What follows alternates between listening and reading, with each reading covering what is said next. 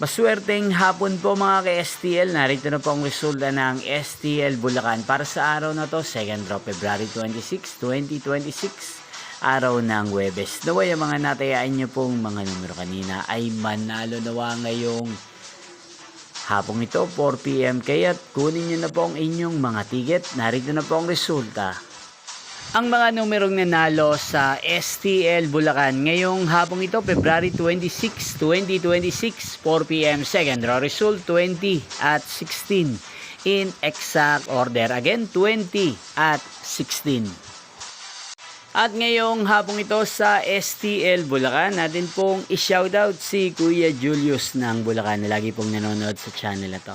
Shoutout po sa inyo kay Julius, sana po ay nasa maayos kayong kalagayan. Inyo pong napanood ang resulta ng STL Bulacan. Maraming salamat po sa patuloy niyo pong pagsuporta sa aking channel. Magkita-kita pong muli tayo mamayang 8 PM. Thank you for watching.